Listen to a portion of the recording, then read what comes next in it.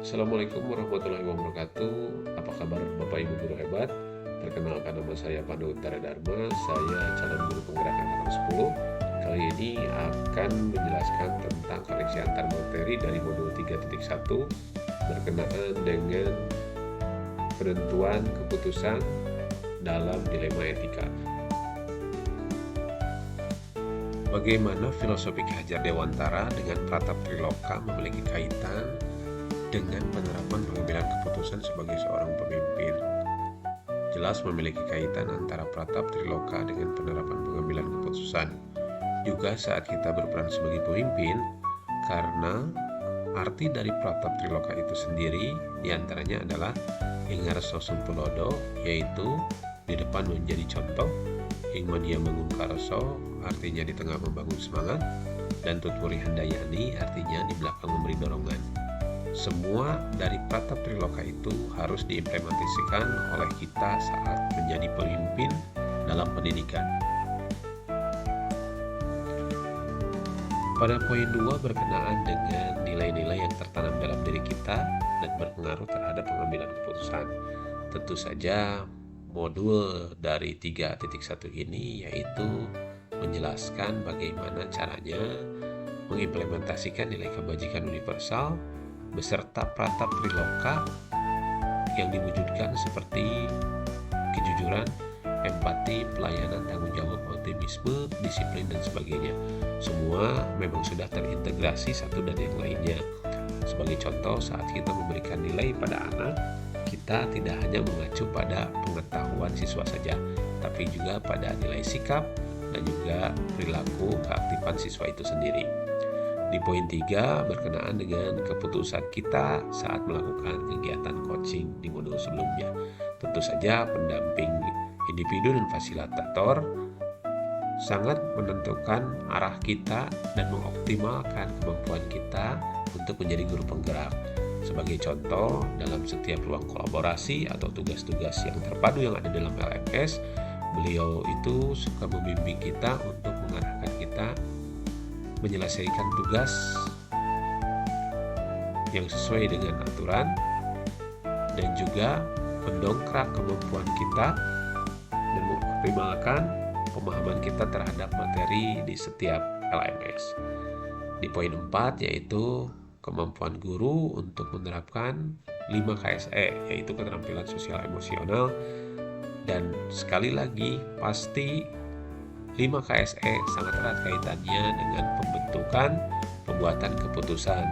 Kenapa? Karena berimbas pada pertimbangan yang tepat dan matang saat kita membuat suatu keputusan sehingga hasilnya akan dirasa baik oleh semua pihak. Pada poin 5 dan 6 yaitu tentang relevansi antara pengambilan keputusan dengan nilai-nilai kebajikan yang kita anut. Di sini di poin 5 yaitu memfokuskan pada pembelajaran dari modul 3.1 berkenaan dengan keputusan yang bersinggungan dengan dilema etika. Tentu saja nilai-nilai kebajikan pasti akan sangat erat hubungannya dengan pengambilan keputusan di dalam institusi ataupun negara. Di poin 6, bagaimana pengambilan keputusan yang tepat tentu berdampak pada terciptanya lingkungan positif kondusif, aman, dan nyaman. Hal ini pun jelas memiliki korelasi yang sangat kental, karena setiap pengambilan keputusan yang melalui pertimbangan yang matang di dalam modul 3.1 berkenaan dengan penerapan 4 paradigma, 3 prinsip, dan 9 langkah tentu akan menghasilkan hasil akhir dan proses analisis suatu masalah dapat diselesaikan dengan cara yang paling tepat. Pada poin 7, apakah tantangan di lingkungan Anda dapat menjalankan pengambilan keputusan terhadap kasus dilema etika? Dan adakah kaitannya dengan paradigma di lingkungan? Seperti halnya pertanyaan di atas, dilema etika dalam satu institusi biasanya didasari pada perubahan dinamika, sehingga muncullah tantangan dalam berbagai kasus yang berkait dengan dilema etika dan menjadi paradigma pada pengambilan keputusan. Contoh kecilnya saja, Saat rapat kenaikan kelas, ada anak secara kognitif tidak layak untuk naik kelas, tapi secara perilaku anak tersebut memiliki adab yang baik, maka muncullah paradigma pengambilan keputusan antara keadilan dan rasa kasihan. Hal ini hanya sebagian kecil dari permasalahan yang menimbulkan dilema etika pada satu instansi. Namun kemungkinan besar hal yang lebih kompleks dari itu pun akan bisa terjadi. Pada poin 8, cara kita menentukan pembelajaran yang tepat untuk meningkatkan potensi murid yang berbeda-beda kebutuhannya, yaitu dengan mengambil keputusan menganalisis kebutuhan murid terlebih dahulu. Hal ini tentu saja sangat berpengaruh bagi perkembangan kompetensi mereka, karena saat guru sudah mengambil keputusan untuk menganalisis kebutuhan anak didiknya, maka yang akan diterapkan adalah metode dan teknik yang sesuai untuk mengoptimalisasi potensi murid.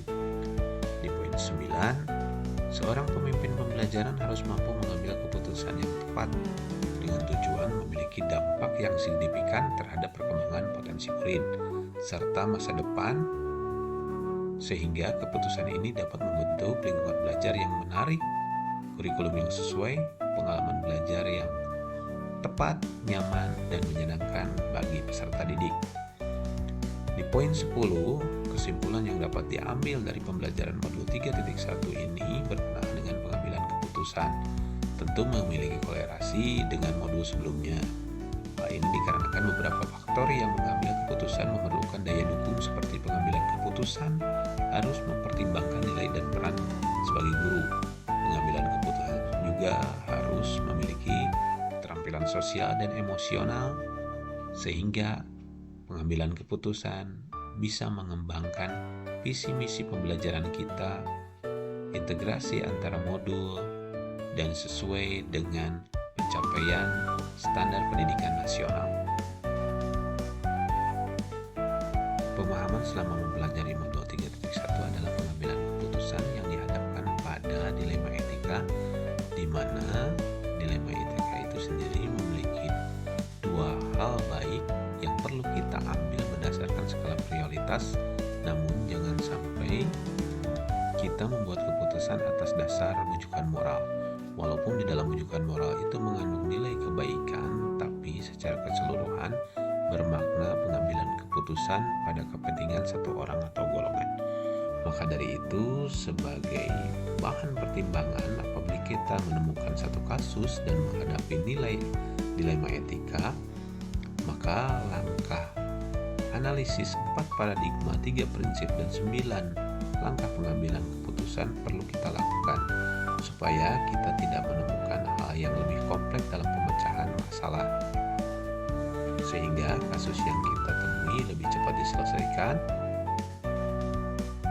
Dan menurut saya hal di luar dugaan yang mungkin terjadi adalah munculnya paradigma pengambilan keputusan yang baru saat kita menghadapi kompleksitas kasus yang lebih rumit. Di poin 12, pelaksana pendidikan di mana kami sering menghadapi dengan kasus moral dilema, keputusan yang paling cepat kita buat adalah yang pertama berdasarkan solusi yang paling cepat.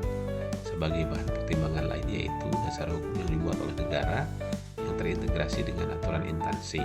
Namun yang menjadi perbedaan setelah kami mempelajari modul 3.1 yaitu di mana dalam keterampilan sosial emosional juga memiliki poin pengambilan keputusan yang bertanggung jawab berkenaan dengan pengambilan keputusan dalam menghadapi nilai beretika. Begitu juga acuan dari analisis 439 memberi kita arahan yang dirasa paling sesuai dalam pengambilan keputusan. Dampak yang paling besar dalam poin 13 yang saya rasakan di pembelajaran modul 3.1 ini adalah selalu menganalisis masalah atau kasus yang dihadapi berdasarkan pertimbangan dan nilai-nilai kebajikan yang tentu saja akan berimbas pada hasil keputusan, dan yang paling akhir adalah mendidik mental menjadi lebih tenang dan lebih yakin terhadap keputusan yang dia buat. Di poin 14, seberapa penting mempelajari topik ini, modul 3.1 tentu saja sangat penting sebagai seorang individu memperkuat kepercayaan diri dan bertanggung jawab. Di di saat sedang menghadapi satu kasus yang memiliki dilema moral, sedangkan sebagai seorang pemimpin membuat diri semakin bijak dalam membuat keputusan dan memperhatikan imbas serta tanggung jawab dari keputusan yang kita buat. Demikian presentasi saya berkenaan dengan modul 3.1 dan implementasi terhadap pengambilan keputusan dalam dilema etika pada modul 3.1 ini.